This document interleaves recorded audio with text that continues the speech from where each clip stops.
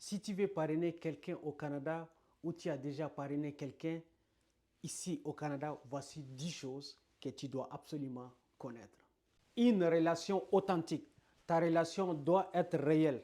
Ce n'est pas suffisant d'avoir vécu ensemble 12 mois ou d'avoir un acte de mariage. Prépare des preuves solides pour démontrer votre authenticité de votre mariage et aussi de votre lien. Faux parrainage, gros risque. Si tu fais un faux parrainage, tu risques une interdiction du territoire pour fausse déclaration.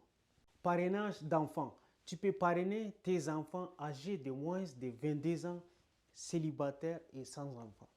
Tu peux aussi parrainer des enfants de plus de 22 ans s'ils sont célibataires et ont un problème de santé et dépendants financièrement de toi. Aide sociale et parrainage. Tu ne peux pas parrainer si tu reçois de l'aide sociale, sauf si c'est dû à un problème, à un handicap. Responsabilité financière. Si tu parraines ton époux ou conjoint de fait, tu es responsable financièrement de cette personne pendant 3 ans. Pour d'autres membres de ta famille, cette responsabilité peut durer jusqu'à 10 ans. Si la personne, par exemple, reçoit de l'aide sociale, c'est toi qui dois rembourser, même en cas de divorce. Si tu as parrainé ton époux ou conjoint de fait, tu ne peux pas parrainer une autre personne pendant 3 ans, même après un divorce. Parrainage limité pour les parrainés. Par exemple, si tu as été parrainé et que tu es devenu résident permanent, toi, tu dois attendre 5 ans avant de parrainer quelqu'un, même si tu es divorcé. Qui peut-tu parrainer?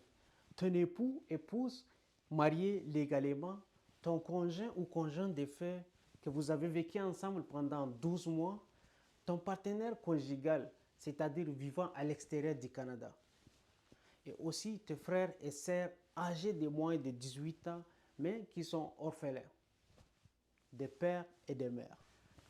Permis de travail ouvert.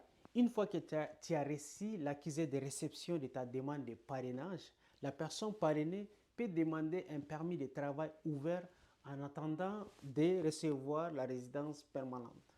Processus en cas de refus de parrainage. Si ta demande de parrainage est refusée, tu peux faire un appel devant la section d'appel d'immigration.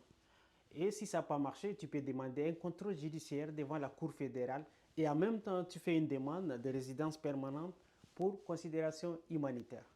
Alors, pour plus de conseils sur l'immigration, abonne-toi et si tu as des questions, envoie-moi un email à contact@ladouaneimmigration.ca. C'était Alicel Ladouane, consultant réglementé à l'immigration canadienne et je te dis à très bientôt.